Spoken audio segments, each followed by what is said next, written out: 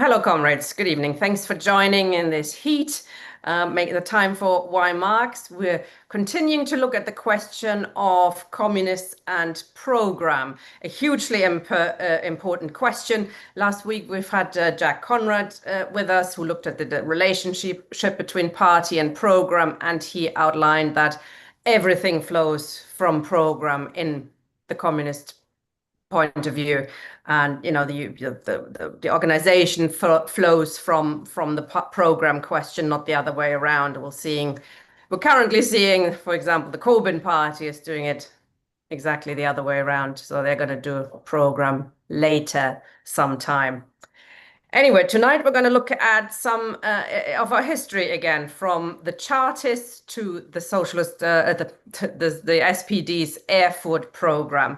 We're doing this not because, we want to go over everything over and over and again. We have to learn some lessons, clearly. We have to see what maybe worked in our history, what needs updating, and so that we don't keep making the same mistakes over and over again. So there's a lot to be learned from the Chartists, I believe, and the Social Democrats in Germany. And looking at that history is Mike Macnair. He'll be speaking for about 45 minutes. And then, as always, we'll open up for questions and comments from the floor. Over to you. Thanks for joining us, Mike. Thank you, Tina, and for the invitation to speak on this. I should say that I'm speaking to something which broadly I've written an article on about 12 years ago called Program Lessons of Erfurt. I think it's probably worth also adding in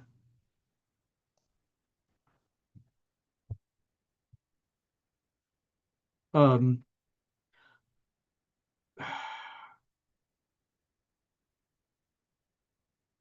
more recent one from 2020, which is covering a certain amount of the same ground. And in a sense, I've also talked about this in reviewing Bruno Leipold's book on republicanism, Marx and republicanism. The essence of this is going to be very roughly narrative. I'm going to talk a little bit at the end about why the history is still relevant. So we start off with the question of the nature of political parties in general. And political parties in general start with the Tory party, which is originally an insult. Tory meant Irish Catholic rebel in the period 1678 to 1683, and the Whig Party, which was also originally an insult. Whig meant Scottish Protestant rebel. So the Tory and Whig parties are the original bourgeois political parties, because the Dutch regents operated a cooptative system and didn't have to run election campaigns, whereas in the English capitalist class, the parliamentary elections had members of the middle classes and in some constituencies of the lower classes able to vote, and they needed to make a relationship.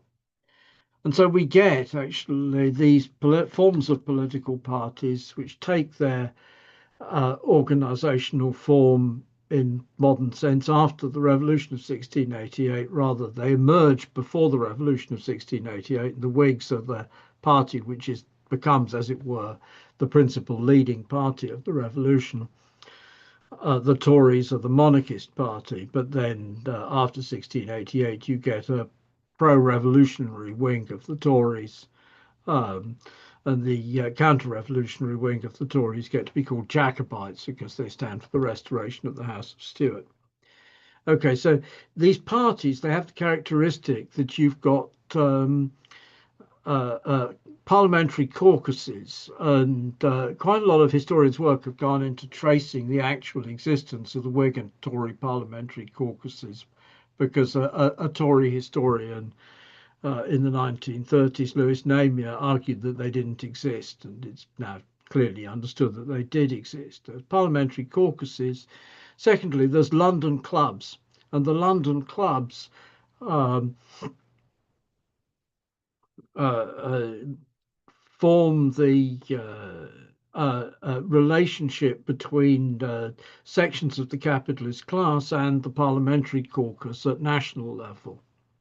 So the Kit Kat Club was a Whig political club, and there's another one, the October Club, I think it was a semi-Jacobite Tory political club. And then in the 19th century, the Reform Club was a liberal political club, and the Carlton Club was a Tory political club.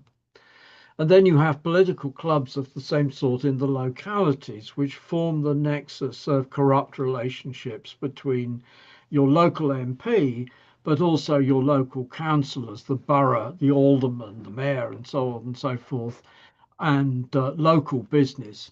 And it's the local clubs which then are also the organisers of turning out the vote, among other things, by providing free booze and food for those who turned out to vote for the party, because we didn't have the secret ballot, and conversely organising the intimidation of people to not vote for the other side. And this form of national parliamentary caucus, national political clubs, local political clubs, is actually still the organisational form of the Tory party, though it's got a sort of constitutional structure within this, but spinally the Conservative clubs and the Conservative Unionist Central Office and the Parliamentary Party run the show. And it's still the form of the Republican and Democratic parties in the United States. And these parties are characteristically, they are ideological. The Tory party is associated with Christianity, patriarchy, totus divisos ab orbe Britannos, the idea of British nationalism. Britain is fundamentally separate from the continent and should, that goes back to the reign of Queen Anne in 1702 to 1713. The Whigs, on the other hand, more engaged with Europe, more free marketeer, more liberal in relation to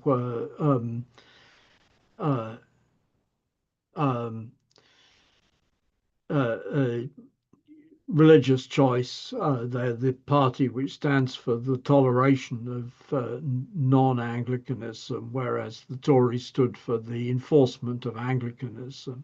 But at the same time, the Whigs and after them the Liberals are also the party of the repression of trade unions and of the working class. It's under Whig governments that an endless succession of legislation criminalising trade union activity in this industry, that industry, second industry, another industry, fourth industry is passed. It's under Liberal government in the 1830s that the new Poor Law is introduced to introduce the workhouse and to prevent local governments providing health services to people without putting them into the workhouse. Okay, so then these are the nature of the big bourgeois political parties. They have these vague general politics, but no very definite political commitments. And indeed, characteristically, they talk a big talk about, so both the Whigs and the Tories talk about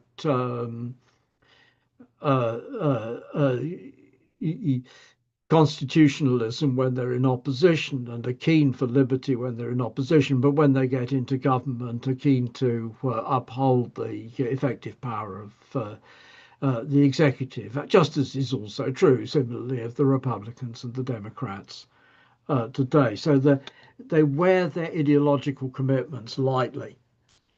Okay, now the workers' movement in the early 19th century is characterized by the existence of what is called sects or utopian sects. And the nature of these things is, again, they don't have program as such, but somebody writes a long theoretical book. And so we have parties which are groups which are organized around the supporters of this long theoretical book. So Painites were the guys who organized around the ideas of Thomas Paine's common sense. Spenceans organized around Thomas Spence's conception of communism.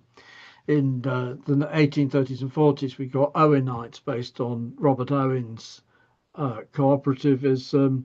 In France, Saint-Simonians, Fourierists, and from the late 1840s on, Proudhonists.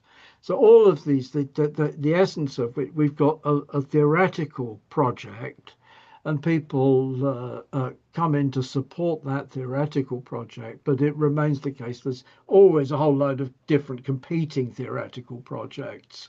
And that is broken out by the Chartists, who come up with, in 1838, there has been an attempt to organize general strike and mass trade unionism in the early 1830s, which fails.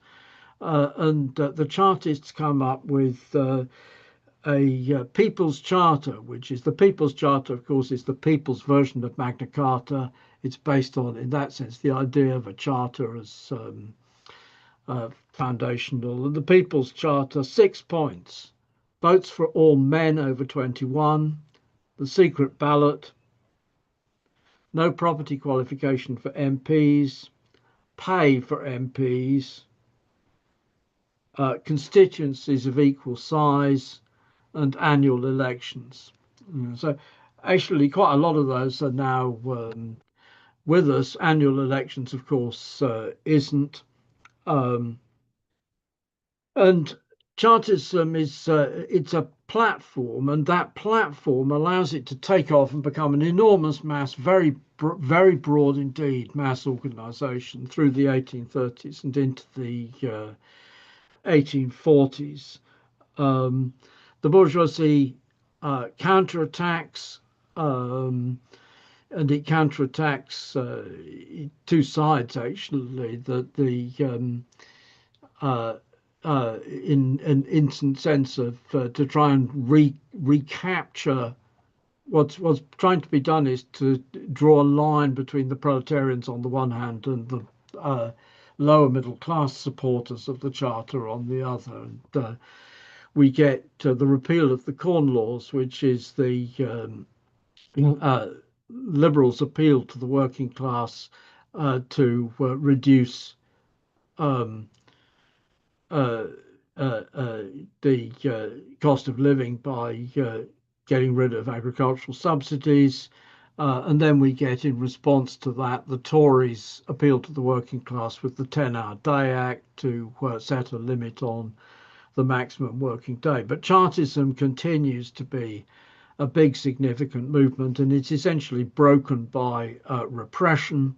In 1848, 1849, there's intense state repression of Chartism, and the movement is practically broken. The consequence of the fact that the movement is practically broken is that leftists forget that the significance of Chartism for Marx and Engels. And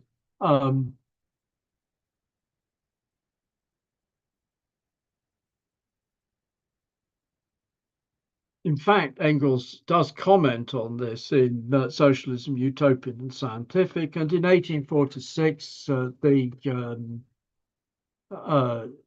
Marx and Engels from Brussels had written to congratulate Fergus O'Connor on his election as Chartist MP.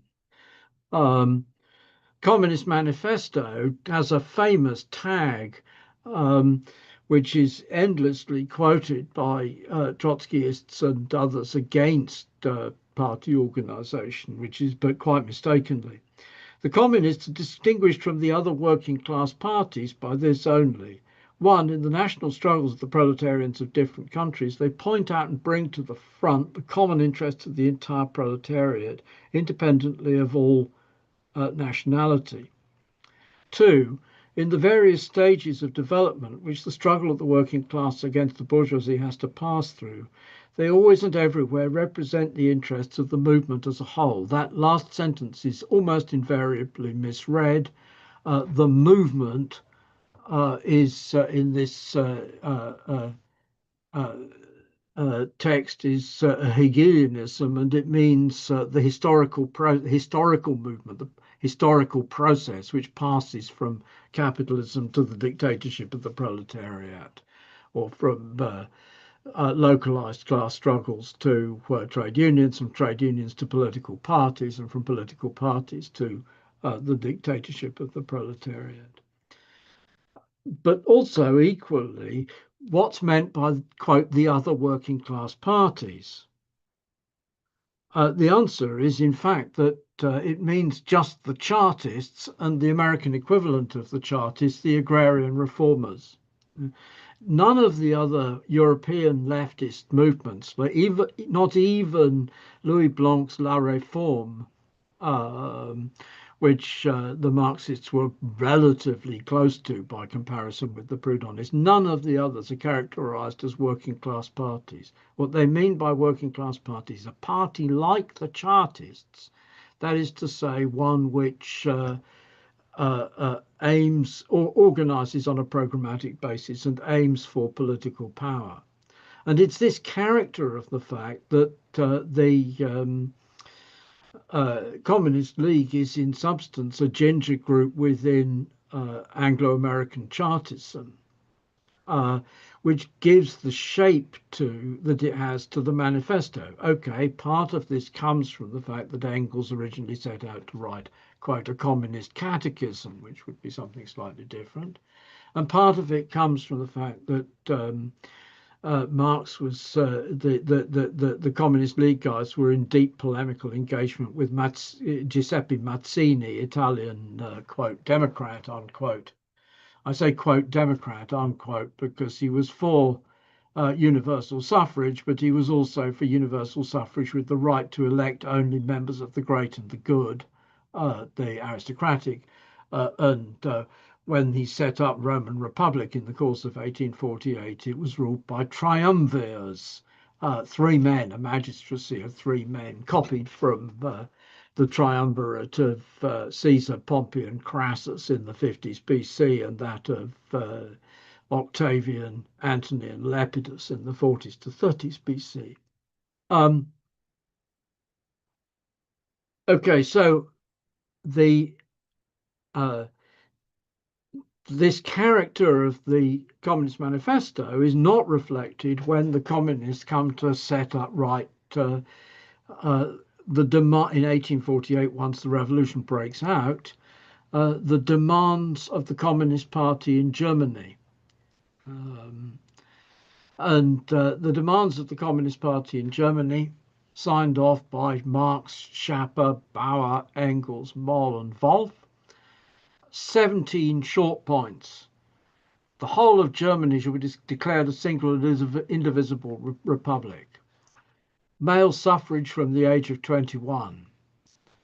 Representatives to be paid. Universal arming of the people. Legal services to be free of charge. Abolition of feudal obligations. Princely and other feudal estates, together with mines, etc., to become state property. Mortgages on peasant lands to be state property, rent to be paid to the state as a tax,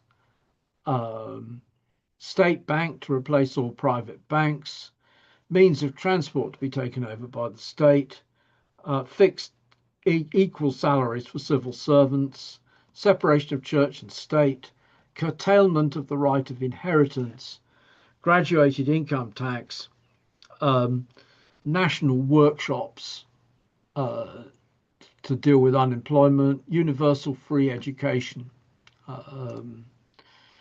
So it's like it is a set of demands like Chartism and like the set of demands which there is at the end of the Communist Manifesto, but specifically adapted to the conditions in Germany. Okay, Chartism is defeated. The revolutions of 1848 are defeated. The workers' movement retreats dramatically, though there continues to be um, uh, uh, guerrilla struggles of the trade unions. There continues to be cooperative organization and so on and so forth. But it revives as a political movement around the movement in solidarity with the North in the American Civil War, involving the British trade unionists as well as the whole of one sort and another of the European left. And then out of the movement in solidarity with the North in the American Civil War, uh, the next initiative is an initiative to try and create a movement in solidarity with the 1863 insurrection in Poland against the Russians. That is not a long-lasting insurrection. And what actually comes out of this is the launch of the First International in 1864. And First International isn't um, a program, it's a program producing organization, because quite a lot of what the International does is to discuss what working class policy on issue A or B or C or D should be. Quite a lot of what it does is just ordinary strike solidarity work, which it does actually more ordinary strike solidarity work proportional to its size and life than either the Second International or the Third International does. But it breaks up. It's witch hunted after the Paris Commune. The British trade unionists break. The Proudhonists, who are the other big component of the International, are massacred along with the Paris Commune, and a lot of them sent off to imprisonment overseas and so on.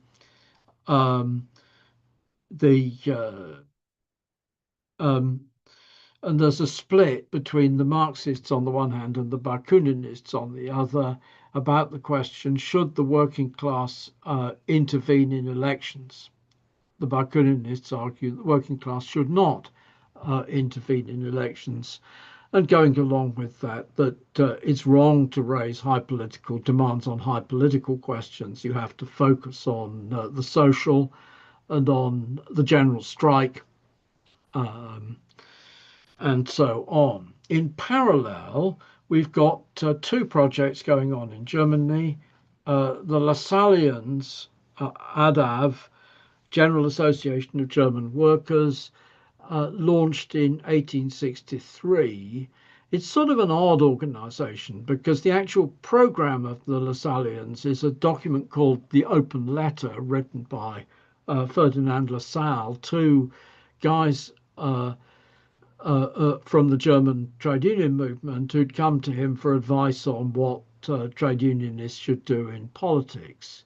And so it's in that sense, the Lassallian, the ADAV, because the platform of the ADAV is a long pamphlet written by Lassalle, the Lassallians are like the Owenites or the Spenceans or the Fourierists and so on and so forth.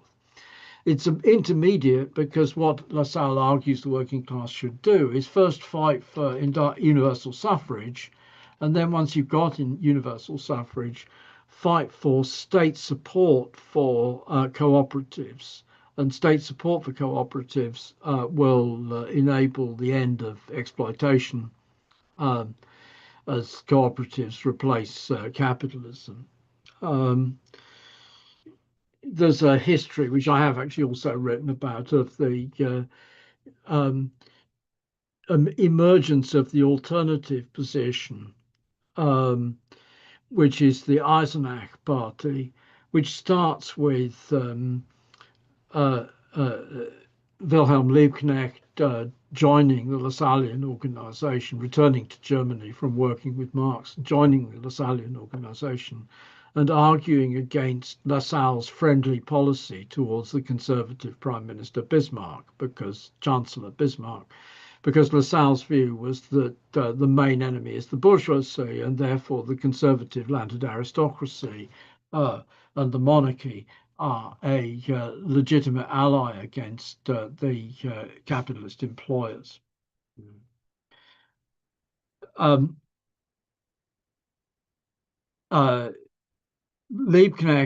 Bismarck has Liebknecht deported from Prussia because it doesn't fit with Bismarck's wish to use Lassalle against the liberals. And Liebknecht goes off to Saxony and constructs a liberal party called the left liberal party called the Volkspartei, the People's Party, along with August Bebel. And then the Volkspartei, there's a split from the ADAV, which is about the anti-democratic functioning of the ADAV rather than about politics. But the splitters join with Bebel and Liebknecht on the basis that Bebel and Liebknecht break up the Volkspartei alliance with the left liberals, and they form the Eisenach Party. And the Eisenach Party is a return to the pattern which is there in Chartism and is there in the demands of the Communist Party of Germany, of a party which is founded not on a elaborate theoretical construction, but on the basis of a outline general conception of the future and a set of concrete and specific demands, which again have political demands as prominent as economic demands.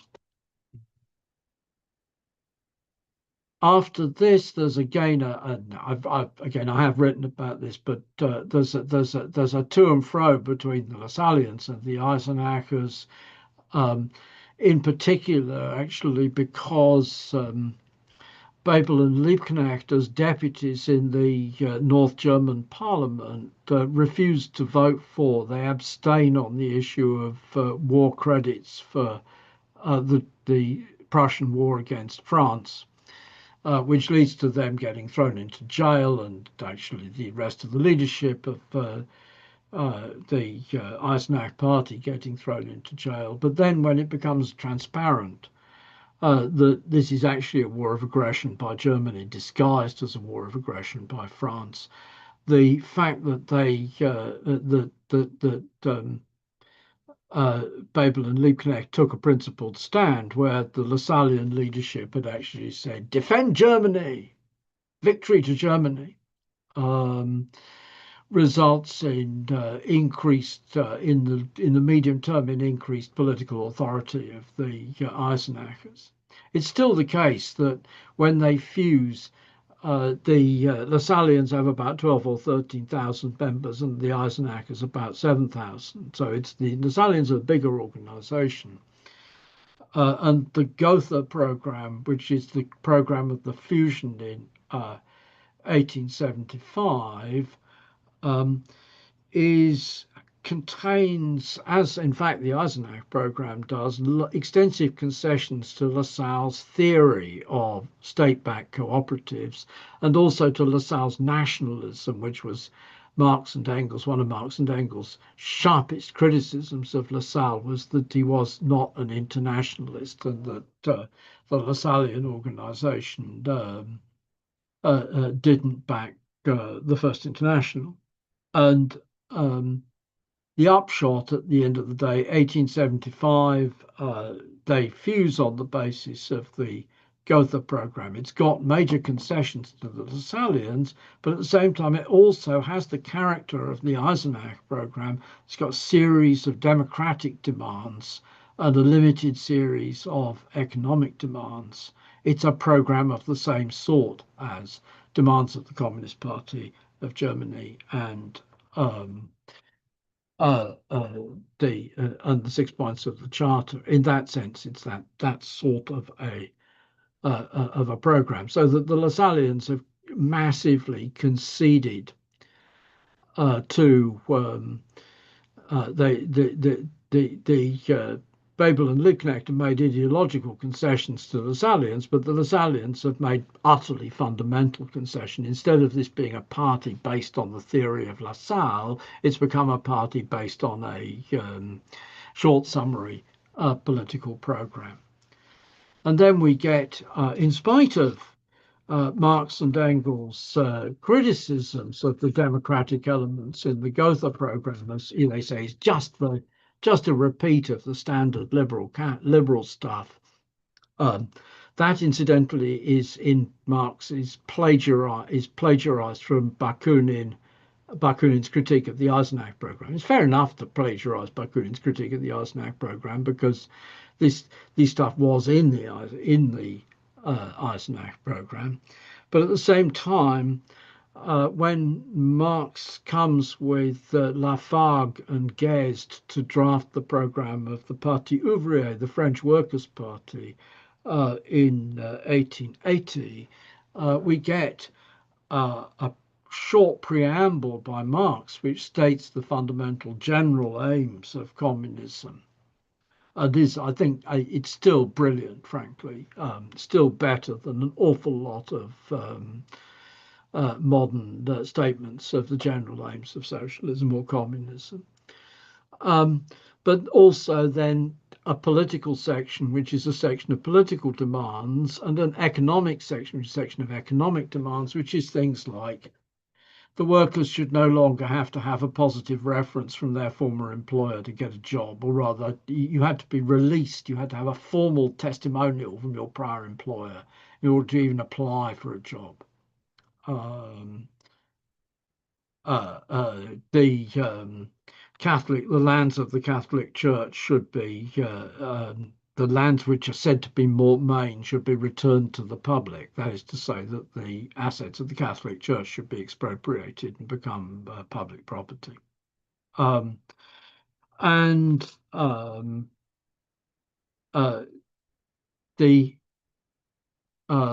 program of the Parti Ouvrier, the preamble of the program of the Parti Ouvrier is then expanded somewhat to form the first part of the Heinfeld program. The Heinfeld program is the program of the Austrian social democracy adopted when we get a regroupment of a series of different socialist groups in Austria-Hungary in 1889, and they're unified on the basis of the Heinfeld program. And the Heinfeld program is the preamble is based on but expanded from the preamble of the Parti Ouvrier, and we again get a series of political demands and a series of economic demands of contingent character of one sort and another. Okay, so then, meanwhile, the effect of the Gotha unification, we start with these two groups of 13-odd thousand and 7-odd thousand. Which have gone up and down. They haven't sort of massively grown over the period. The repression has hit them after 1875, but the 1870, but the 1875 unification leads to an enormous growth, and suddenly the tens of thousands of members, the SAPD, as it's called, Socialist Workers' Party of Germany, is winning elections all over the place. The bourgeoisie panics and illegalizes the SAPD in the anti-socialist laws in 1878. But they don't illegalize them standing for election. It's still possible to stand for election as a, quote, socialist, independent socialist, whatever the hell you like to call it. And the SAPD guys continue to organize through printing a newspaper in Switzerland and smuggling it into the country through Vertrauensmänner, trusted men who are appointed by the party leadership to do the clandestine work of smuggling the stuff into the country.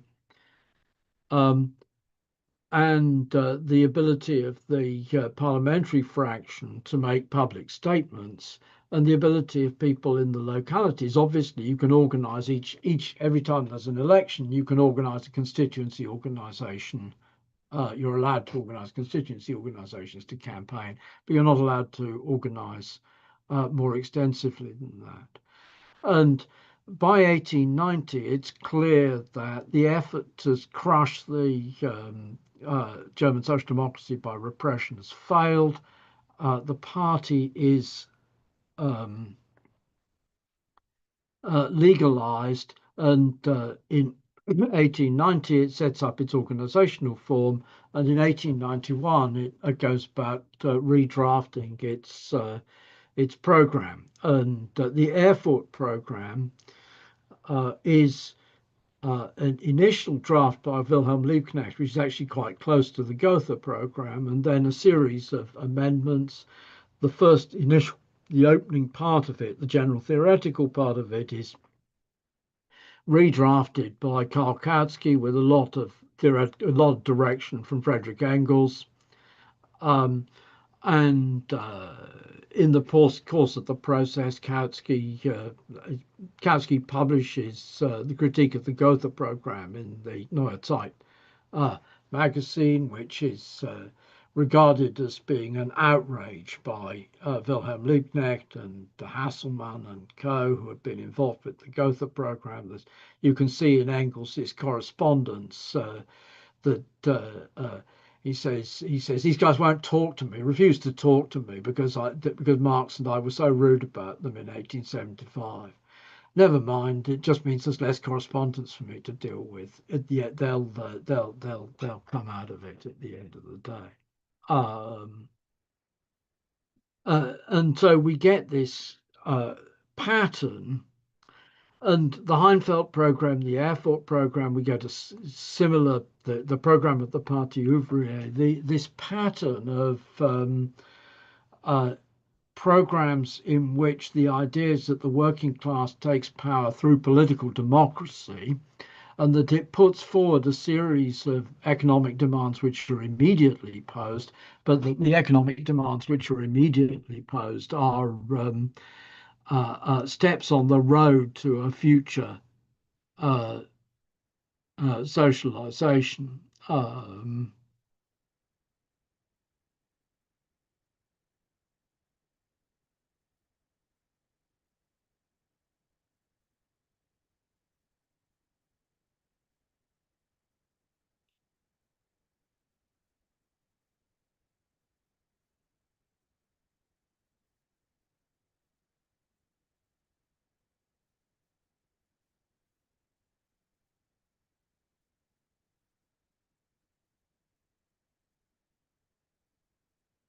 Steps on the road to a future socialization, and the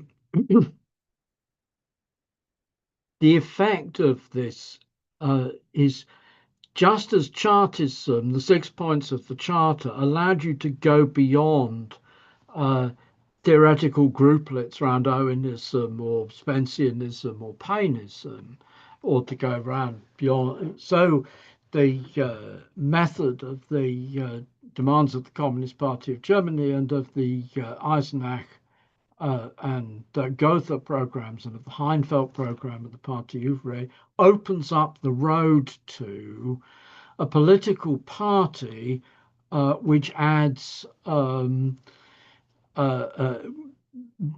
something beyond, which offers an alternative legitimacy to the claims of the capitalist state to legitimacy in a way in which trade unions and cooperatives on their own don't. And it is also because it's founded on a set of fairly short concrete demands, a general perspective and a set of fairly short concrete demands. It's possible to have a party on the basis of the acceptance of the program. It doesn't have to be Marxism, Leninism, Mao Zedong thought, because Marxism, Leninism, Mao Zedong thought is in reality a thing of the same sort as Lassalleanism and as the same sort as Owenism and Spenceanism and so on, and just as true of Cliffism. It's the cult, all of these forms of the cult of the personality. Why do we need this is step two. I'm not going to say very much because I've spent more time than I meant to, but at the end of the day, The working class needs to take political power. To take political power requires that the soldiers should cease to, usually the police officers usually run away because they made themselves so unpopular that they relatively only a small minority, like the guy Rovio who protected Lenin in July 1917. Only a small minority of police officers carry on, but the army has to turn their weapons on their officers. As long as the army isn't turning their weapons, as long as the army remains core, the loyalty of the army to the existing constitution continues. The capitalist state retains control, and the capitalists, we've seen this actually very clearly in Egypt in the Arab Spring. The intact character of the capitalist army meant that however many people there were on the street and however much mobilization and enthusiasm and so on and so forth, the army can take back power. And the same is true, of course, of the difference between Russia in 1917, where the loyalty of the army to the state was destroyed, and Germany in 1819, where the Hindenburg-Ludendorff the German High Command were able to keep the Western Front and Eastern Front, although the garrison troops went over to the revolution in Berlin and Kiel and so on. The Western Front and Eastern Front armies remained loyal to their high commands. And the absence of disloyalty, of the creation of disloyalty among the armed forces to the high commands, means that you can't, the working class can't take power. The working class needs its own armed forces loyal to it. In order to do that, it needs its own constitutional conceptions, which are sufficiently attractive to broad masses that they can reach into and undermine the loyalty of the soldiers to and the bureaucrats and so on and so forth to the existing state constitution. It's that democratic, it's the democracy first conception, which is Marx's, clearly Marx's conception, which enables the possibility of levering apart and breaking up the state apparatus and the working class taking political power. Conversely, however, suppose we have Soviets, workers' councils, and run by a bureaucratic. Suppose we have workers' councils run by a political party which is loyal to the capitalist class. That's the situation in Germany in 1919, and indeed in Austria in 1919. The guys running the councils restore the power of the capitalist class. Suppose we have Soviets run by a bureaucratic party which is bureaucratic centralist, which breaks with, as the Bolsheviks did in 1918, broke with the principles of revolutionary democracy, not by the fact that they forced through the Treaty of Brest-Litovsk as a minority, which is legitimate emergency decision making, but by the fact that at the 1919 Congress of Bolshevik Party and in the first and in Second Congress of Comintern, they theorized minority dictatorship as being the natural form of dictatorship of the proletariat.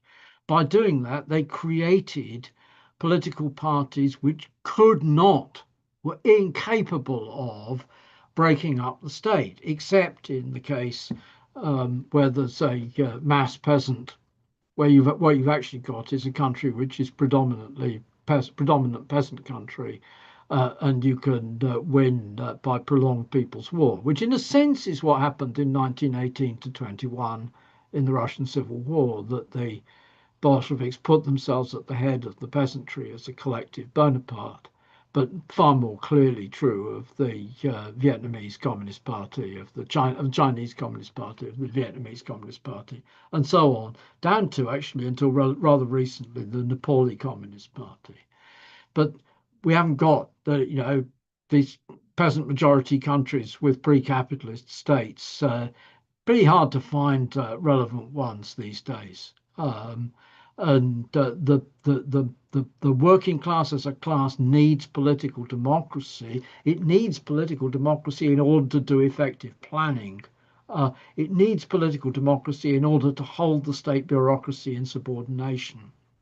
The idea that the existence of Soviet substitutes for that is an illusion. So that Erfurt, the programmatic frame of Erfurt, is the programmatic frame which enabled there to be Bolshevism, but also actually all the mass communist parties. It's not the ideas of Luxembourg and the German left, which were the basis of that. That's all. Thank you very much, Mike. Very much. There's quite a lot in that introduction. So thank you very much, comrades. If you have any questions or comments, please click raise hand, and I can make you a panelist. A few questions now to you to get the ball rolling. So you outlined through all these different programs that they had different lengths, they had different purposes, were put together by different sets of peoples, but they had always like a political part of it as well as an economic part, and often started with saying what we actually want, where we're going to, i.e. a maximum part. How do you compare that to what much of the left is doing today, and why do you think much of the left does not seem to have any interest in learning the lessons from that? Do they use 1914, the collapse of the international, into nationalism and in the breakout of the war? Is that a reason? Is the minimum maximum program dismissed for that reason? And do you think that holds up, or is it? And I know it doesn't hold up. You don't think it doesn't hold up. Why do you think that they, almost all of them, don't accept that the minimum maximum program, as developed by Marx, etc., has us something to teach us?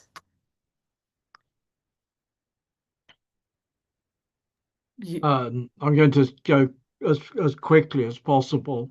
The argument that the minimum program is obsolete, or that the minimum program is superseded by the open struggle for power, is made by Trotsky in Lessons of October in 1907.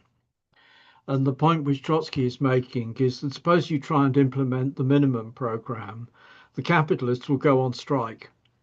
They're not prepared to accept the 8-hour day. They'll run away. We know that, actually. It's perfectly obvious. It's true even of the very minimal reform proposals of the Hollande government in France in, 2011, 2012, €40 Mitterrand. It's just normal practice of the capitalists to withdraw their capital unless they get what they want. Okay, so Trotsky then says, then the consequence of that, we can't combat that withdrawal of capital without expropriations, which is also true. And therefore, that means that the difference between the minimum and the maximum program is gone, which is wrong, because expropriations by a state is not the maximum program. The maximum program is a classless, stateless society. He's confused the maximum program with just extensive nationalizations.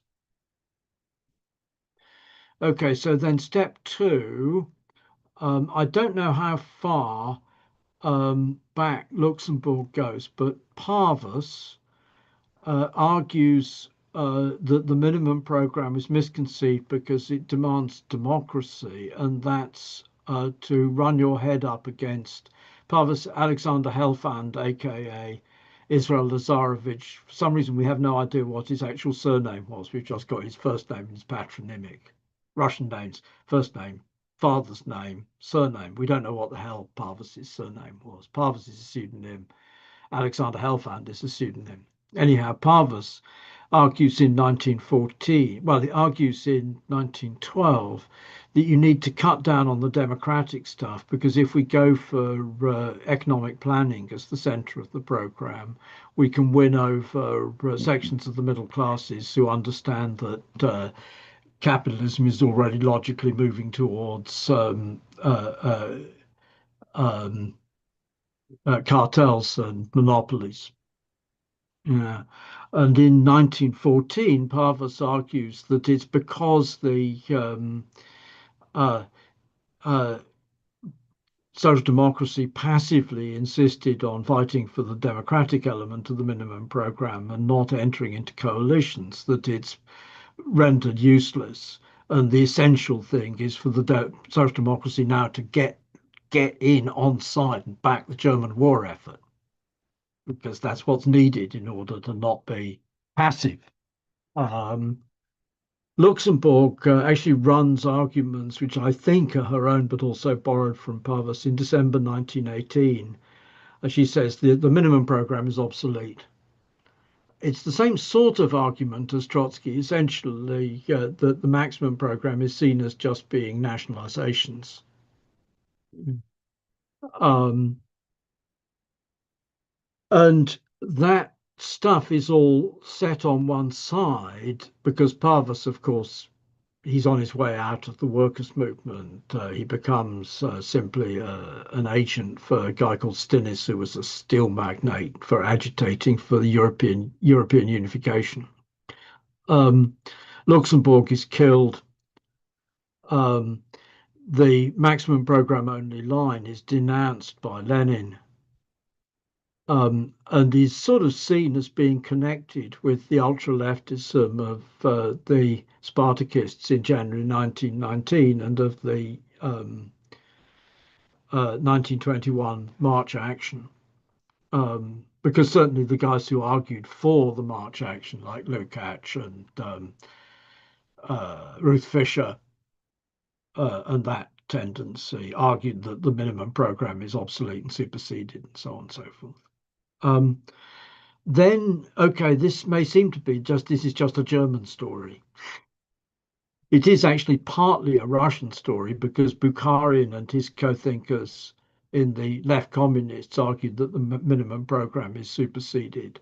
And that then comes up in the Fourth Congress of Comintern, that the minimum program, the argument is the minimum program is superseded, results in the um, uh, Russian delegation is split over arguments that we should use the minimum program made by Thalheimer and others in Germany.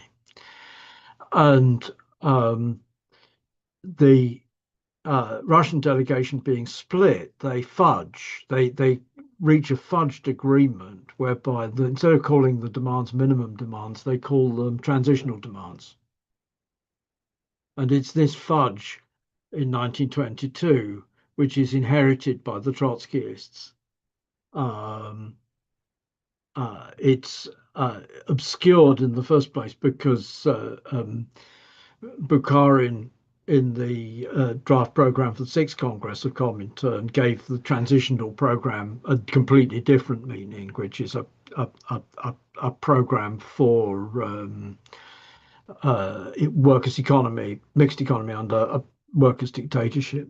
In any case, the point is that the German stuff then gets resurfaced. There's a whole series of guys, Peter Nettle, Leonard Shapiro, Karl Schorska, Leo Valiani. There are others who are MI6 or OSS in the late 1940s, who appear in the academy in the 1950s and 1960s, arguing that the truth about Germany was that the only real option was the choice between the argument of Bernstein for coalitionism and reformism and the arguments of Luxembourg, which were romantic but doomed. And equally said Trotsky's romantic but doomed. The only realistic choice is therefore Bernsteinism. But the left, in general, has picked up and accepted the arguments of Nettle and Schorska, and Nettle and Schorska in particular. Shapiro less so because he's more sort of history of the CPSU person, and Valiani because he's an Italian and writing in Italian, so there's less of it. But the left has picked up and accepted these arguments. And what we get out of it actually is, quote, transitional method as an alternative to having a program. And indeed, Tony Cliff actually argues explicitly you shouldn't have a program. Neil Faulkner, writing not long before his death, 5 years ago, you shouldn't have a program. It's the idea that you should have a program is the sectarian poison which results in the left being so splintered. Could you then quickly define what's in the minimum program, what's the maximum program? Well, the maximum program is the general aim of communism, the aim of getting beyond class society, getting beyond the state, collective action. The minimum program is, in the first place, a set of political demands which would have the effect, or believed to have the effect, that this would amount to the overthrow of the capitalist state. That if the whole of it is put into effect, you'd overthrow the capitalist state, and the working class would take political power. But at the same time, there's also a set of economic demands. Marx says of the ones in the Parti Ouvrier, these are ones which have arisen from the class itself. This is actually also true of quite a lot of the stuff which is in the immediate demands in the CPGB's draft program. That, it's not the case that we came up with this stuff, pull this stuff out of our heads. It's largely stuff which has come out of demands raised by the workers' movement itself, the economic elements of it. But technically they are, you could put them into. So that the point is, yes, in theory, but in essence, that you can implement all of this stuff without abolishing money. Whereas the sliding scale of wages, sliding scale of hours, which Trotsky proposes in 1938, if you actually implemented it, it amounts to the immediate abolition of money, because sliding scale of wages, sliding scale of hours means we just share out the work among everybody. Sliding scale of wages, however, we are saying that your wages are going to be paid on the basis of a basket of which the Workers' Council decides what's in the basket, basket of goods. So actually, in order to do that, if you do that, you've immediate money. It's no longer money, because the basket of goods is defined by the workers' councils. So that in fact, what you're proposing is the immediate introduction of rationing as an alternative to money, but it's not transparent that that's what's happening in the sliding scale of wages demand. So that it's in that sense, yeah. So the point is the minimum program. We aren't going to get rid of the petty bourgeoisie all at once. So we have to be able to continue to use money to trade with the petty bourgeoisie. So the minimum program, therefore, is a set of the stuff which is in there is given by what's objectively needed. Yeah.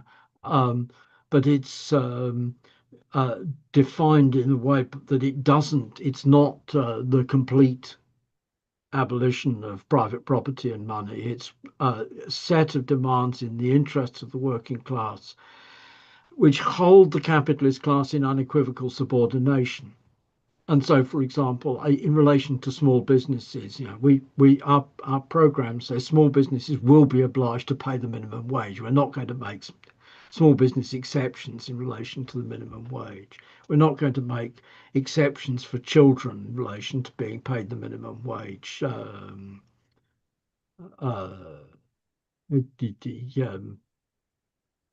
or working hours. So there's a young woman who I taught when I was at Leeds who had problems with her time at uni because she had to work in her parents' newsagents every day for god awful hours.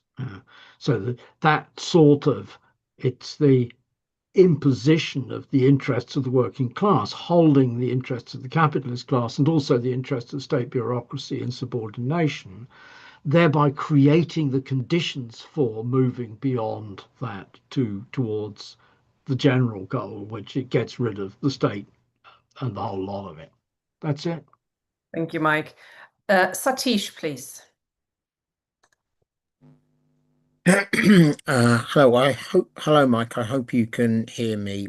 What I was going to ask you is if you could give a little information about earlier struggles of the working class, such as Luddism, the Blanketeers, the swing riots in particular, as the 1830s, which the swing riots were in, was a particularly militant decade in British history, and also referred to what happened after the swing riots, i.e., the Merthyr Rising during it, and the Newport Rising, the Rebecca riots, and that actually led into Chartism. So it's all part of a big, big struggle, and the reaction to them, to these things, and how or if Marx and Engels opposed such grave injustices as happened in the Merthyr Rising to Dick Penderyn,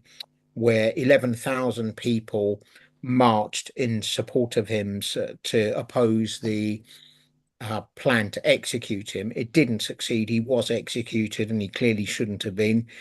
There was also massive transportation of the working class, which happened in all of these struggles, and that there were similar issues over the swing riots. So I was just wondering if you knew whether Marx and Engels in particular had actually said anything about this. Thank you. Mike, do you want to want me to take somebody else, or do you want to answer this? You're muted, sorry. Sorry, Mike, you're muted. I didn't catch that. Yeah, I'll take somebody else because that's a shortage point. Then I'll come back Okay. after one or two more. Rafal, please. Hello. Thank you for the talk, Mike and Tina. I'd like to hear Mike expand on the question of the minimum program demand for a popular militia, since he raised the question of the necessity of ensuring the loyalty, at least a section of the army, of dividing the army. Obviously, that is an essential question for the working class to be able to take power. But that is difficult with a professional military as we have in Britain at the moment. It's easier when you have a conscripted army with more general cross-section of the population, including the working class, represented in it. That's much more fertile ground for a communist party. But since presumably we can't implement, there's little chance of implementing a popular militia until the Communist Party does in some way come into power, whether that's in a coalition on the basis of the minimum program or winning a majority. How does the Communist Party go about winning the loyalty of the army before a popular militia? You know, in history, we've seen Communist parties form military organizations, the Tudeh in Iran, the PDPA in Afghanistan, who actually did it successfully. To some extent, the Portuguese Communist Party and the MFA. So yes, I'd like to hear your thoughts on the popular militia and the question of the army. Thank you. Good question. Mike, I wonder when you're answering that, also the question of the state within a state, which you sort of briefly mentioned as a key objective for the Social Democrats in building up our own democratic structures, our own democratic organizations. I wonder if you could touch upon that as well within the question of the army. You did mention them together in your introduction. I suggest you come in now, and then we have a couple more people. Okay, Satish, this stuff, there's a long fucking history of this. The first anti-union legislation is the Confederacies of Masons Act, 1425. And all through the 18th century, there's a massive succession of anti-union laws of one sort and another. I've studied myself. There's a case where the judiciary invents law called the case of the journeyman tailors of Cambridge in 1721, where they say that conspiracy to raise wages is a crime. And they say this on the basis that an agreement to do anything is a crime. So extraordinary piece of judicial legislation. And then by the 1730s, we've got a precedent of an indictment for conspiracy to refuse to work more than 16 hours a day, to the great loss and damage of the employer. And this stuff is going on, being enforced all through the 18th century. I agree. Ned Ludd, it's the chronology is slightly different. Ned Ludd is machine breaking as a tool of class struggle. And of course, the thing of its being Ned Ludd is something which goes back to the peasants' revolts that we have pseudonymous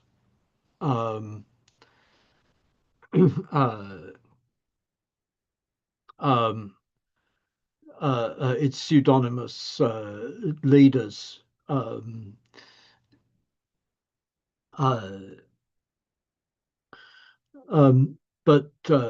it certainly, yes, Ned Ludd then leads to a temporary legalization of trade unions in 1825 on the basis that they say, well, the laws, Ricardo's work shows that the laws of economics will force wages down to subsistence levels anyhow. So we don't need to criminalize trade unions, but very rapidly the guys do indeed want to criminalize trade unions. And so criminalization of trade unions returns, and we get to, yes, Captain Swing is endeavors to unionize and to organize agricultural workers,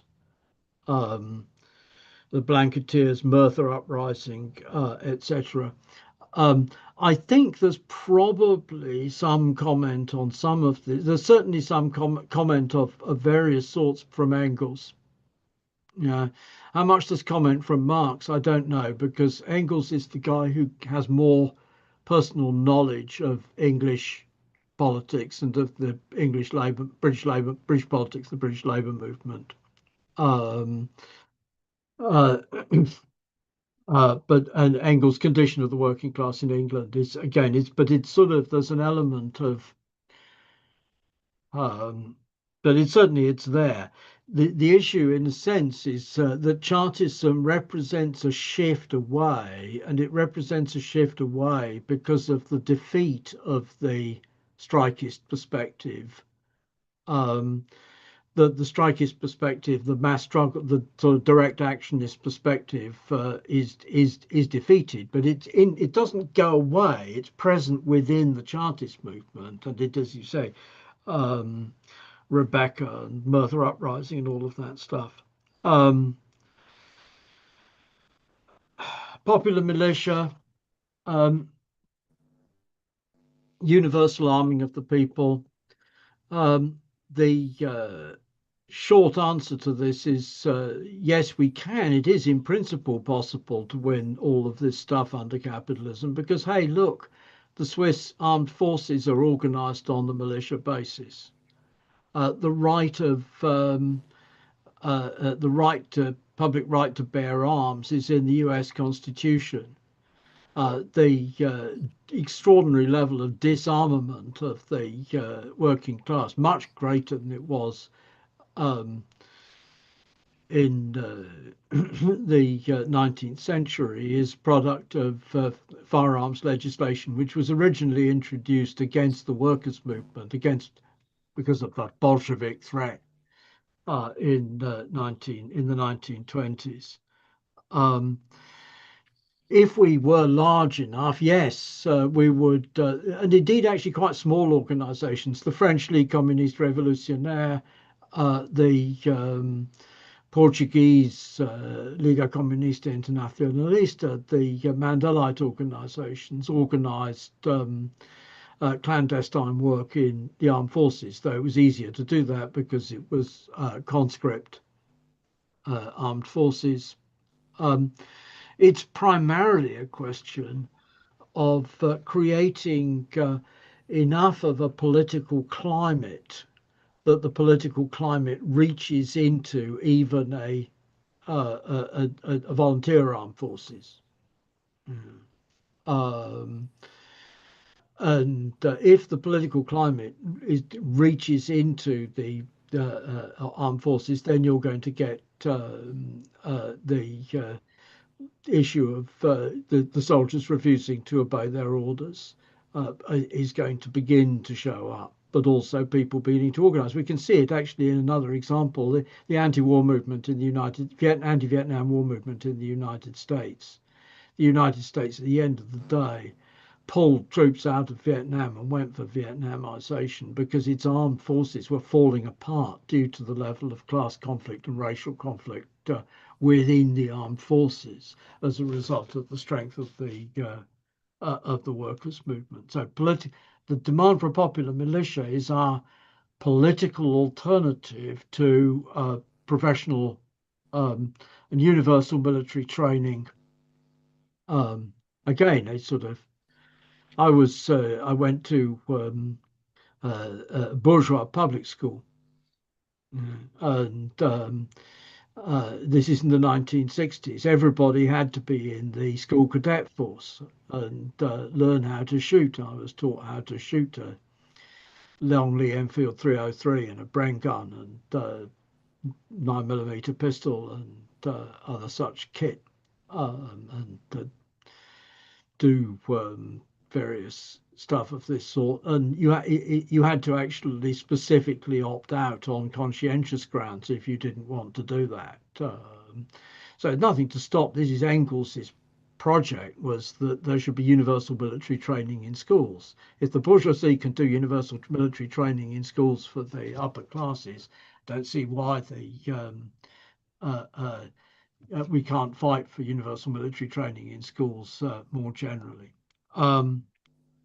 State within a state. This is it's actually a characterization, negative characterization of the SPD and of the PCI, Italian Communist Party, at the time when they weren't fully reformistized, as it were. And the point being simply that it's not the business of the party. The party needs to build up not just a party. It's not just a political action. The party needs to support trade unions, but also to build up cooperatives, workers' cycling, workers' athletics, workers' cycling clubs, workers' music, workers' drama, workers' education, all of these things. Actually, the old CPGB did a fair amount of this sort of work, even though it was a small party. It's only because of the radical syndicalism of the Trotskyist left that they don't, in spite, they don't do that sort of work. We, of course, CPGB, we're not really in a position to do that sort of work because we're just too small. That's it. Thank you, Mike. Ian, please. If you could switch on your camera. Thank you. Good evening, Mike, and I thoroughly enjoyed the presentation. Greetings from a sunny Durham. How often do you get to say that? Sunny Durham, yeah. A couple of footnotes on the popular militia and so on. As you know, I was in the Army Reserve for 12 years. But what we see in the armed forces across the piece really is a net outflow. That nobody wants to do it. The idea of introducing universal military service, from that point of view, seems somewhat abstract. Of course, under different circumstances, where you've got an overall radicalization of the general population, very different. But there is absolutely, I mean, in a sense, it's almost a relatively moderate suggestion to have universal military service, because after all, I remember once having this discussion, and somebody else came on and said, "Well,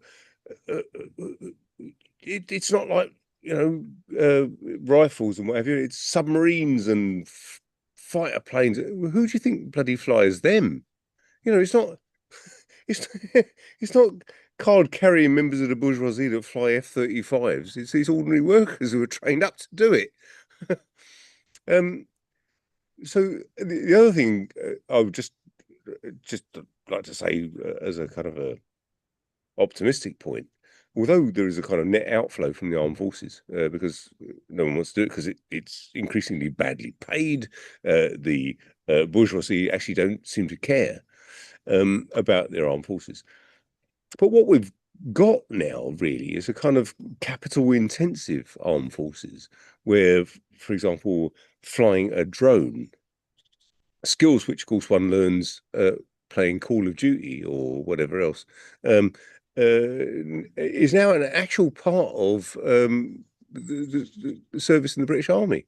I worked with people who worked for the Royal Artillery, and they were literally doing flying drones, using those skills they learned playing Call of Duty for targeting artillery barrages. So it's quite an extraordinary kind of development.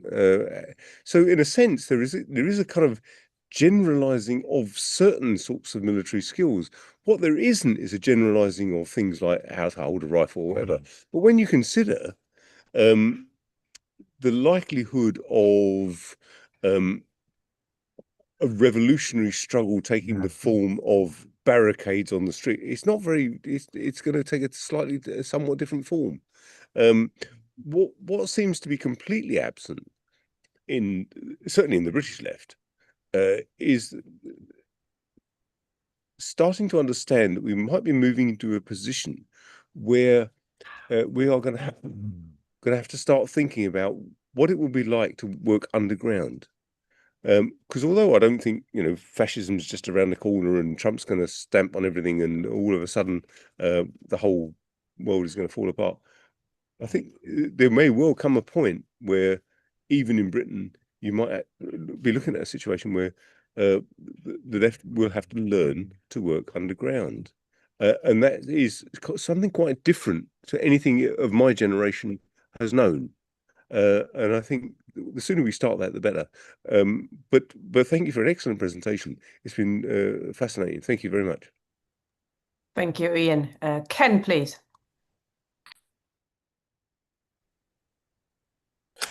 Right. Thank you very much, Mike, for that presentation. My question is a more general one, and it's across the way in which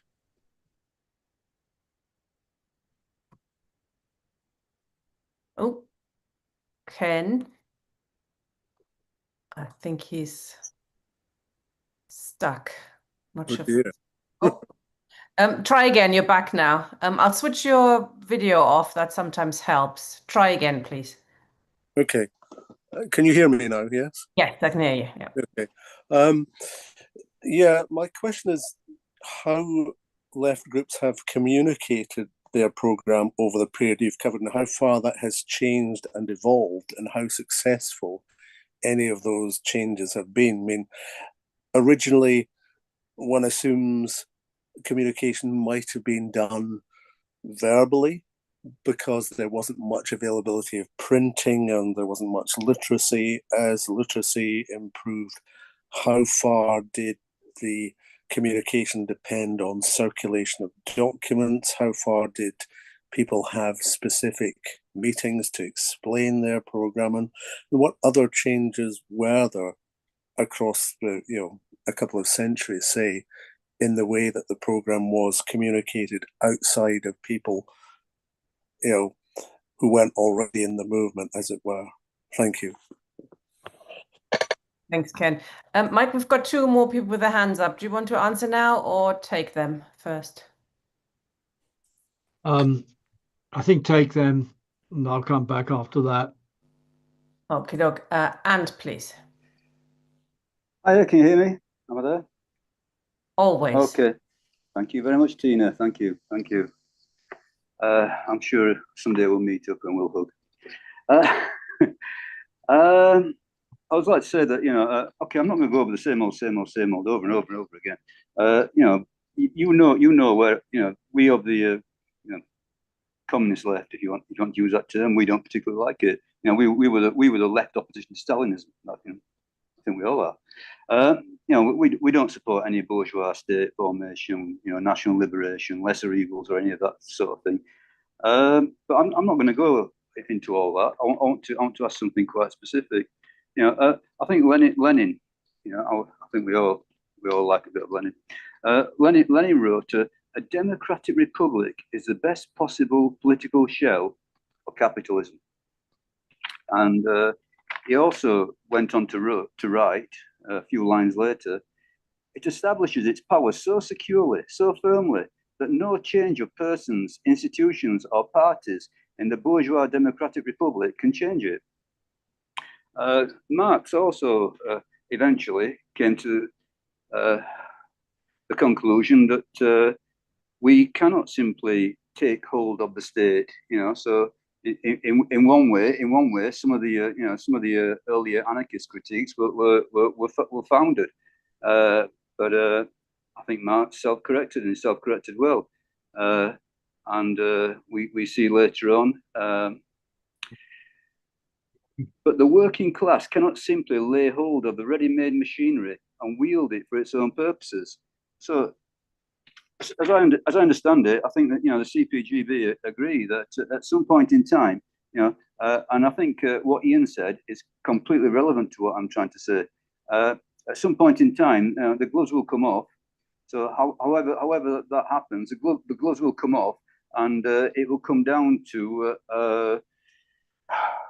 violence, and likely, as Mike says, does the army stand, or do whatever forces of repression exist come over to our side, or do they remain loyal? But I want to ask a very, very specific question. What is the foundation for saying that the working class cannot organize and topple capitalism, regardless of the political mask worn by the ruling class dictatorship?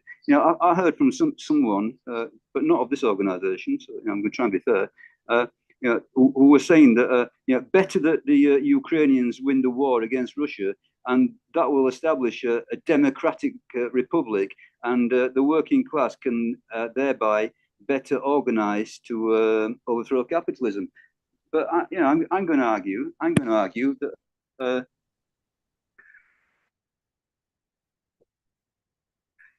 or at least I'm going to ask, yes, why do we need this democratic shell? Why is it so necessary? Why do we need to talk in terms of some sort of stage where we get rid of the monarchy, House of Lords, etc.?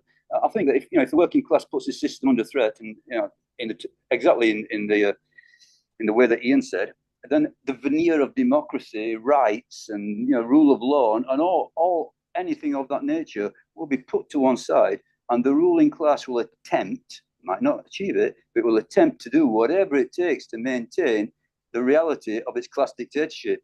I think there's no avoiding the creation of independent, self-created working class organs.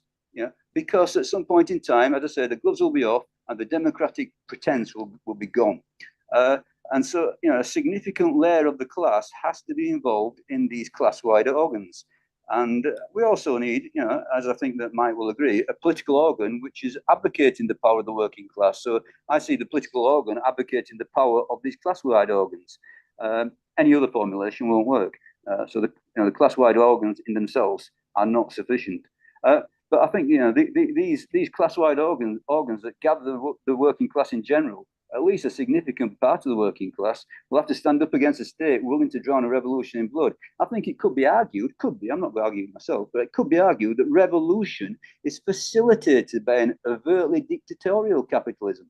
For example, Italy 1943. In Italy 1943, under Mussolini, and I think that this strike was led by the Italian Communist Party, or at least it shakily began by the Italian Communist Party. So on March 5th, 1943, epicenter in the Fiat Mirafiori plant, there was a strike, and within a week, over 100,000 workers were out on strike. That occurred under fascism, yes.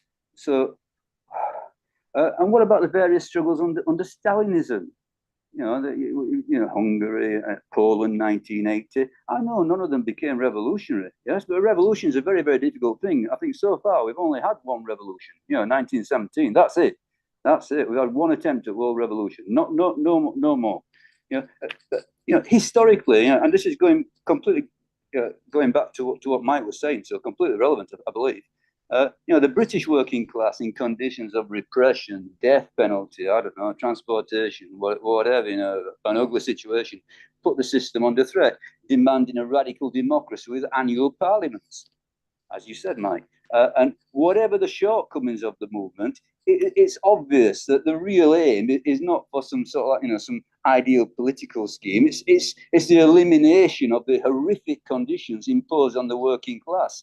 They had no legal rights and representation, but they're still organized, and the ruling class trembled. And I'm going to stop. I'm going to let you, if there's anything that you can add to what I'm saying. But I think that all the talk about democratic rights and stages which involve sort of like conquest of political power within the context of a bourgeois republic. Are not a necessity for the working class, and in fact, at least, a double-edged sword, enabling the ruling class to contain an otherwise revolutionary class. Okay, Mike, hopefully I've been reasonable. Thank you very much. Gershom, please.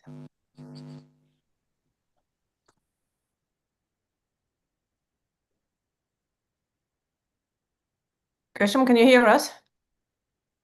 Hear me? Oh, yes, there you are. Okay, so very briefly, I wanted to respond to the point on the sliding scale of wages and hours, because this is not the first time that I've seen Mike, I think, make a rather drastic misreading of history. And, Peter Taft or Tony Cliff may have written all sorts of things later. But I just pulled up, for example, a couple articles from the Militant in the 1940s writing about the UAW and their efforts to get the sliding scale of wages adopted, which they viewed were partially successful under Reuther. And I think we should understand this demand basically through the lens of the work they did in the immediately following period. And at this point, this demand was for a cost of living adjustment or escalator clause in union contracts, which was taken up and in fact won by a number of unions.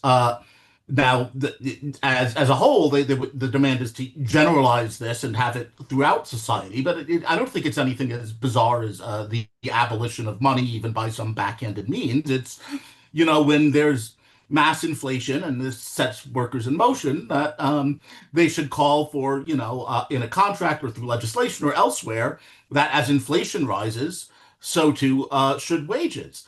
And in fact, we have this in many contracts, and we have this in other countries even more so.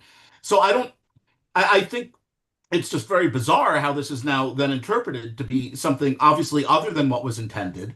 And the only way I can understand this criticism is through what were right-wing attacks on this, especially in the 70s, when it was claimed that if wages rose to keep up with inflation, then this would lead to an inflationary spiral and the destruction of the economy. And that's sort of a neoclassical economics and a sort of neoconservative anti-union thought, which I know cannot be intended. So I just wanted to speak briefly in defense of looking at the original materials from the time of how the demand for a sliding scale of wages was implemented and what people understood it meant, and and encourage folks to realize that I doubt the UAW under Walter Reuther was calling for the destruction of the monetary economy, even if inadvertently. That just simply cannot be what was intended or how people understood it. Thank you, comrade. Mike, there aren't any other comrades with their hands up, so I suggest you respond to the questions now. Okay. Where are we? Ian. Yes, I largely agree with what you have to say. It's not easy for us to think about how to work underground. The old official party had the KGB come in and sweep the King Street offices because for bugs, because they were regularly bugged by MI5, and we now know from the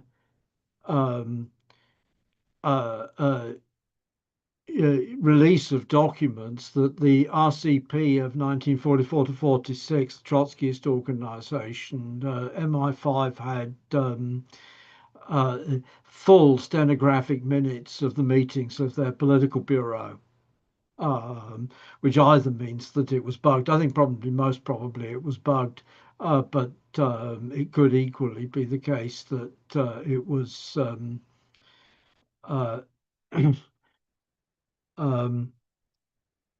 that they had an agent on the political bureau of the RCP.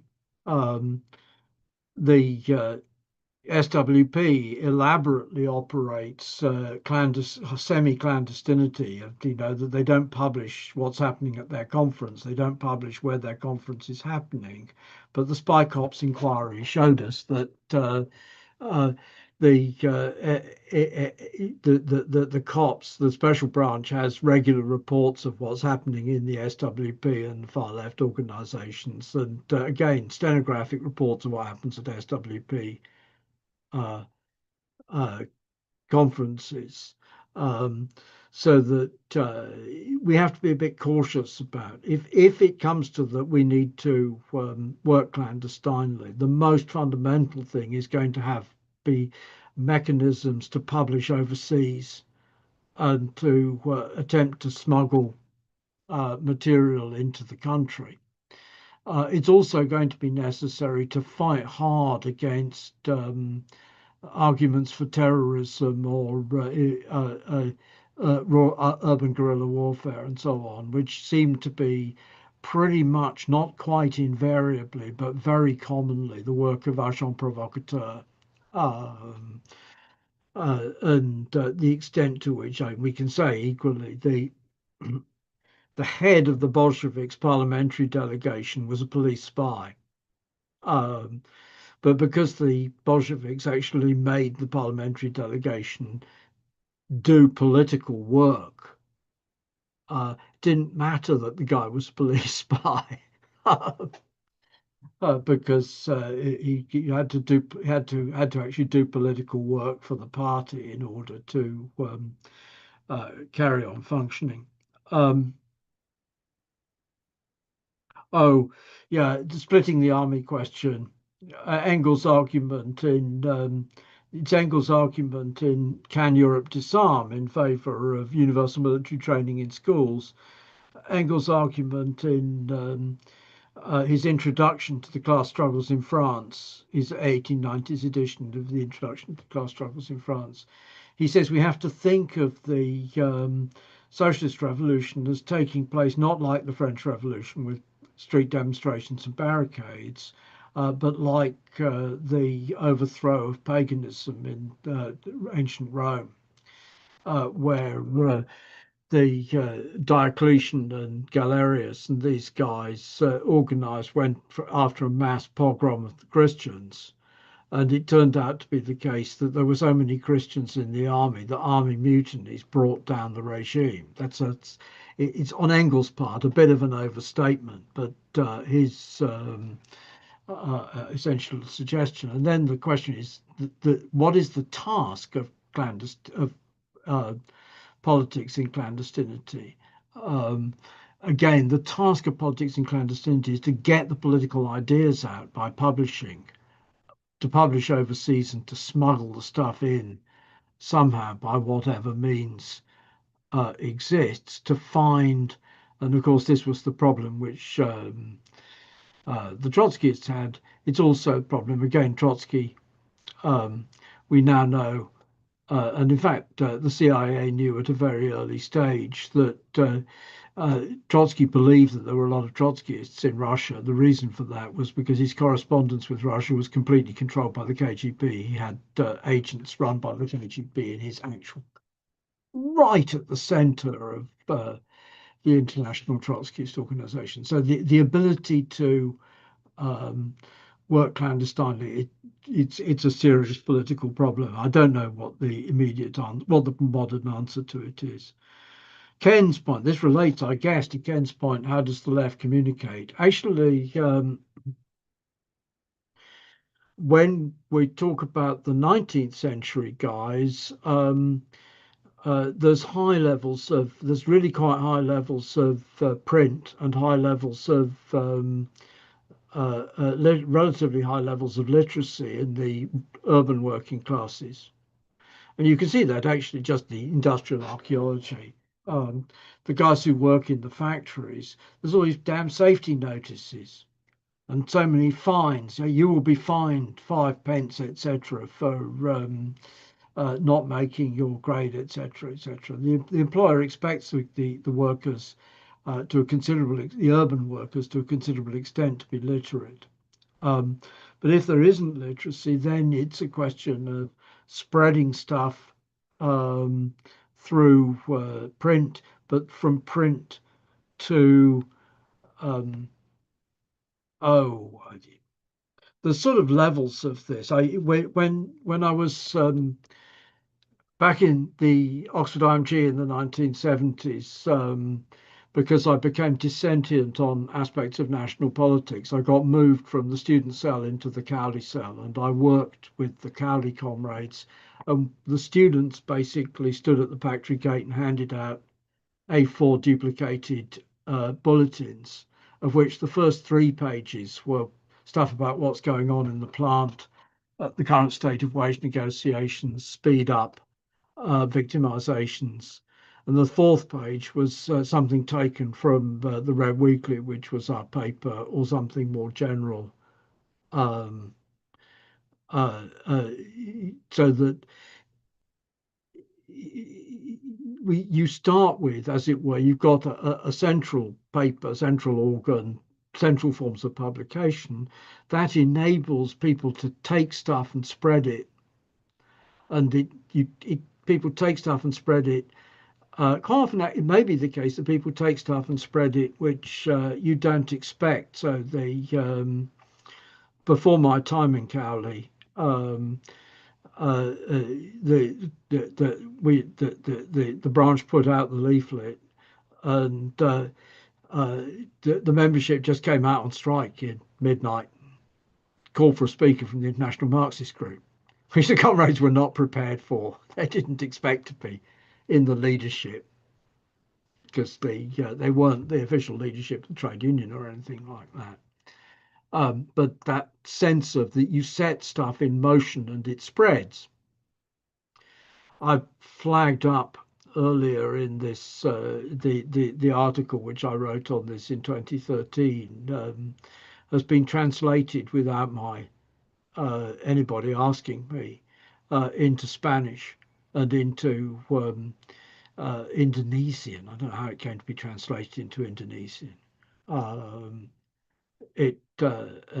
There's that sense of that you put stuff out, you spread it out, you spread the ideas, and then that comes back to the question of creating the conditions in which the armed forces will split, which is the Engels point. The spread of the ideas, the same with the US anti-war movement. You've got really quite small CPUSA, about 10,000, something like that.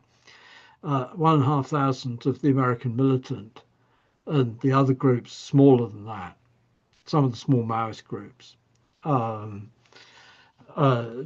the idea of the anti-war movement spread out from by half not clandestine means, but quite a lot of it's sort of underground.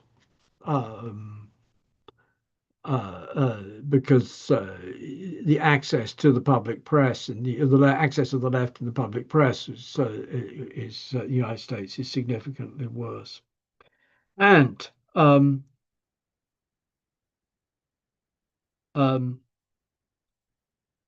the Democratic Republic. This is an interesting one, and it's an important and interesting one. My understanding is that in Marx and Engels in the 1840s, 1850s, the concept of the Democratic Republic is the regime which the working class will create, which holds the bourgeoisie in subordination.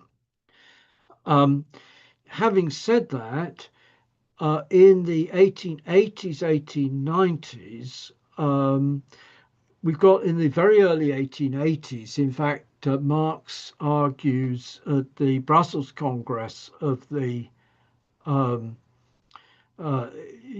International that Parliament is sovereign in Britain and the Netherlands, and in consequence, if you win the elections, you can just take over. Now, that's quite an radical misconception. I mean, I'm perfectly happy to say Marx was wrong on that. That's a radical misconception, because it fails to understand the role of the monarchy, which you have in both Britain and the Netherlands, fails to understand, and to which in both Britain and the Netherlands, the armed forces officers swear allegiance to the king or the queen, as the case may be, not to Parliament or the Constitution. And it fails to understand the role of the judicial power. I've referred to the judiciary inventing anti-union laws, and of course the 1906 Trade Disputes Act, the history of the 1960s and 1970s is to a considerable extent of the judges loopholing the Trade Disputes Act in order to find ways to make trade unions liable to employers for strikes, which is then taken up and adopted by Thatcher and co, but it's judicial legislation in the first place. So Marx, the idea of the Democratic Republic, Marx and Engels, Marx, not so much Marx, but very clearly Engels in the 1880s, writing about the United States, writes about the United States as, quote, a democratic republic. But it's obvious the United States is a republic, but it's not a democratic republic. It's a mixed constitution, which has elements of democracy, which are the vote and freedom of speech and the right to bear arms and trial by jury. But large elements of aristocracy, which is the judicial power, and elements of monarchy, which is the presidency, the governors of the individual states, the mayors of the individual cities, the police chiefs, all of these things. When you have a one-person officer, directly elected officers, is a form of monarchy, and so there's confusion about the Democratic Republic in the late 19th century, and that's reflected also in Kautsky in the Social Revolution and the day after the Social Revolution, that there's confusion, that he thinks of the democratic demands as being uncompleted demands of the bourgeois revolution. Excuse me. If you say that these are uncompleted demands of the bourgeois revolution, you're starting to say that Britain and the United States do not have a completed bourgeois revolution. What the fuck do you mean by that? As is just plain bollocks. But then that becomes, it's sort of, okay, so we throw it out because it's all uncompleted demands of the bourgeois revolution. We have to somehow talk about the maximum program in some way without thinking of a period of transition. Soviets, okay, and we're not going to agree on this. The reality, my understanding of the situation essentially is that the victory of Soviets in Russia is an exceptional case. The reason for this exceptional case is that the Mensheviks and the right SRs, the pro-war parties, created Soviets as an extension of war production committees, which would support the more effective prosecution of the war in 1917, February 1917. And they left these institutions in existence in spite of the fact that the institutions, they didn't want the Tsar back. Nobody wanted the Tsar back. So it was comfortable to say that the soldiers shouldn't obey orders if they're not countersigned by the Soviet. Yeah, that's fine. Not for the revolutionaries, but the consequence of that is that they left these Soviets in existence. They didn't create any other democratic institutions because they expected to. They were afraid that they wouldn't win the votes in them. But the war, we had to win the war first. First win the war, and then we'll provide land reform. First win the war, and then we'll provide political democracy. Soviets, incidentally, people are saying in the chat, Soviets first arose spontaneously in 19... That's also not true. The Mensheviks proposed at their conference in 1904 that the workers' movement should create organizations like the British Trades and Labour Councils. And it's the Mensheviks who take the initiative in creating Soviets. Okay, the Petrograd Soviet and some of the other Soviets, the Moscow Soviet, turn into potential dual power organizations. So what I'm saying here is, in fact, orthodox Trotsky. It's Trotsky in Lessons of October in 1923, and it's Trotsky in repeatedly writing on the Spanish Revolution. It's no good fetishizing the slogan of Soviets, because in order for Soviets to exist, they have to be Soviets of the whole class, and they have to include the right wing of the workers' movement. If they don't include the right wing of the workers' movement, they don't have the authority of the whole class. And that's very visible in the Chilean Cordones Industriales. It's very visible in the Workers' Council type formations in Portugal in 1974-76. It's not true of the, the German and Austrian workers' councils, it do have the right wing in, but the right wing is fully in control because the right wing cons the workers into voting for Soviets without parties. And the Soviets without parties then turn out to be Soviets which are controlled by the right wing, just as you find you never see an SWP appearing as representative of the SWP. They appear as representative of Unite Against Racism or of We Demand Change or whatever. So the social democracy and indeed actually the Army Officer Corps appeared as Soviet representatives of the soldiers, and the right wing of the SDP appeared as representatives of the trade unions because they controlled the trade unions. And so we have Soviets without parties, which means Soviets without the left wing. So the point is not that we shouldn't have broad mass organizations. The point is not that we shouldn't have, we should have. I've been around when in the 70s Oxford Trades Council did very effective anti-fascist work, controlled by combination of the Trotskyists and the hardline wing of the Communist Party. A lot of the trades councils did great work, and of course that's why the TUC crushed them and reduced them to being radically subordinate to the full-time officials. Same way the combine committees. Yes, the working class can throw up, but what the working class throws up does not solve the problem of central political authority, and it does not solve the problem of the plan. That relates to Gershom's point, which I think is completely misconceived. It's not that the sliding scale of wages, the Scala Mobile in Italy and escalator clauses in Argentina operated fine. They operated, but the capitalist class controls how fast inflation goes.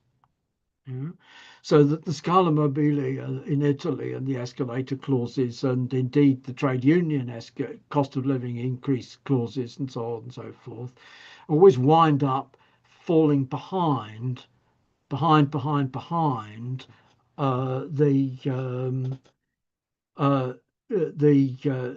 rate of inflation. And that was already the case when people did get cost of living agreements in Britain in the inflation of 1974 to 76. And the solution, this is my point, the solution to this, okay, you can't leave the control of the inflation basket in the hands of the capitalist class. In order to make cost of living clauses work in the interests of the working class has to control what's in the inflation basket. And in point of fact, we've got the exact opposite, that the capitalist class has invented, quote, consumer price inflation, unquote, which excludes rent. Excuse me, how the hell does it come to be the case that the rises in the cost of living don't include rises in rent? And then when we look at the basket, actually, the CPI basket, if we had economists who did it, we find that the CPI basket is skewed in favour of the interests of the middle class. It's largely about consumer durables and other such things, and the weight of food goods and housing is out of it. Weight of food goods is marginalised, and so on and so forth, so that we get underreporting of the rate of inflation, the purpose of which is to render useless both wage bargaining for that and these escalator clauses or Scala Mobile arrangements, or etc., etc., etc. Okay, so if the working class then controls directly, have workers' councils, workers' control of the inflation basket. What that actually means is that by having workers' control of the inflation basket, we're deciding in the workers' council what every working class family should be getting. And we're deciding it in terms of material goods rather than cash money. We need it because it's our fault. It's not just the case in relation to inflation at 10 to 20%, between 10 and 30%, which we had in Britain in the 1970s. It's our fortiori if you're talking about hyperinflation like Germany in 1923 or Zimbabwe in the early 2000s.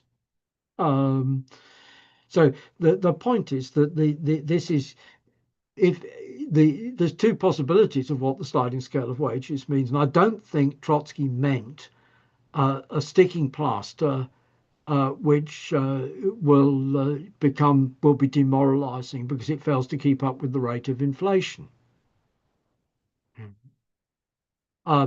It's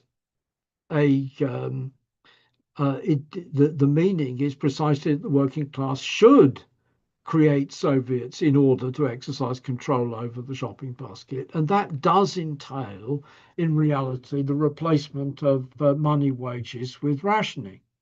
Okay, the underlying issue, the other side of it, this was this was a slogan which was addressed to the circumstances of Russia in 1915-16, Britain in 1914-15, France, same period, Germany in 1917-18. The difference essentially is that in Russia, in first Russia, France, and in the Allied countries in the First World War, they didn't introduce effective measures of economic planning and rationing, with the result that there was not quite hyperinflation, but very serious inflation. And in Germany, they did in 1914 introduce Kriegssozialismus, economic planning for the purposes of the war. But in 1916, Hindenburg and Ludendorff took over the political government and smashed the planning set up in order to say we have to prioritize weapons, not food, weapons, more weapons. But of course, actually, Napoleon armies march on their stomachs. But I thought equally, industrial workers who produce weapons march on their stomachs as well. So that the Hindenburg-Ludendorff scheme for prioritizing weapons wrecked the German planning system and created in Germany, again, very, very serious inflation. Okay, so Trotsky put that in the centerpiece of the 1938 transitional program because he was expecting that sort of war. The same sort of thing would happen in 1939-45. He was expecting stabilized fronts. He was expecting stabilized fronts in the east as well as in the west very rapidly. Because his analysis of the First World War was that the fluidity of the Eastern Front was attributable to the low level of development of the forces of production. So he expected that the Eastern Front would stabilize like the Western Front, and that the Western Front would stabilize as it had in 1914-18. And there would be economic dislocation, inflation, etc., etc., etc. And in reality, what happened was that everybody introduced directive planning and rationing immediately in September 1939. And there was never a problem of serious inflation in the Second World War because it was all under high levels of directive planning control. So the purchase of the sliding scale demand. It was not just that the sliding scale demand is a demand which leads to war communism. It's which it does. Is it the demands of the economic demands of Trotsky's transitional program for transition from trade union struggles to war communism as it existed in 1918-19 in Russia. It's not just that; it's also it had no practical purchase on the situation of the 1939-45 war, and hence the point that the Trotskyists were marginalized. They weren't marginalized because the Stalinists killed lots of them. Stalinists killed a lot of them, but they were small to start with, and their political line had no purchase because it was adapted to the conditions of the First World War and not of the Second. So that's on the sliding scale of wages and hours. I don't think I'm misreading it at all. I think it's Gershom is misunderstanding.